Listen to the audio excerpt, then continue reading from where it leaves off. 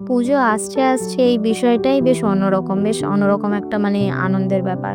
কিন্তু দেখুন না পুজোগুলো যেই চলে গেল আস্তে দুর্গাপুজো, কালীপূজা, লক্ষ্মী পুজো, জগদ্ধাত্রী পুজো সব কেমন একে চলে গেল। দিনগুলো হৈ হুল্লোড় করে যে কিভাবে কেটে গেল বোঝাই গেল না। তো যাই হোক নমস্কার, আমি ইন্দিরা চলে এসেছি আপনাদের সঙ্গে একটা রেসিপির ভিডিও নিয়ে।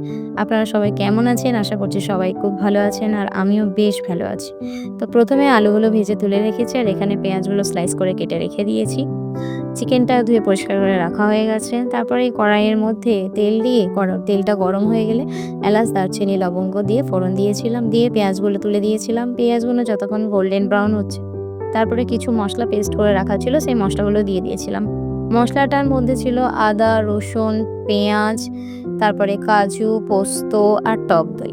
প্রতিদিন এই একঘেয়েমি চিকেন রান্না করে মানে এতটাই মানে বিরক্ত হয়ে গিয়েছিলাম, আজকে ভাবলাম ওইজন্য যে একটু অন্যরকমভাবে রান্নাটা করি। মানে রোজ দেখবেন একই রকম রান্না করলে মুখের স্বাদটা যেন কেমন লাগে, আর ভালো লাগে না। মনে হয় যেন ভালো হচ্ছে না রান্নাটা। তো আজকে একটু অন্যরকমভাবে করলাম। তারপরে মানে অন্যরকম মানে কিছুই না, একটু ওই কাজু পোস্ত এড করেছি আর কিছুই না। তো যাই হোক তারপরে অনেকে আবার ফ্রেশ ক্রিমও দেয়। তো যাই হোক আমার ছিল না বাড়িতে তাই আমি দিইনি। তারপরে মাংসগুলো মশলাটা থেকে তেল ছেড়ে এলে মাংসগুলো দিয়ে দিয়েছিলাম। দেওয়ার পরে ভালো করে কষাতে হবে যতক্ষণ না পর্যন্ত তেল ছাড়ছে। আমার পিসিমা বলেন যে, যেকোনো রান্নার মূল বেসই হচ্ছে কষানো। মানে যদি কষানো ঠিকঠাক না হয় তাহলে তরকারির টেস্ট ভালো আসে না। তো যাই হোক, ভালো করে মাংসটা কষিয়ে নেবো যতক্ষণ না পর্যন্ত তেল ছাড়ছে। আর এখানে যে মাংসের পিসগুলো ছিল মোটামুটি ধরুন ২০০ গ্রামের ওপরে সব। সেই জন্য একটু মানে গ্যাস কমিয়ে চাপা দিয়ে ভালো করে করতে হবে।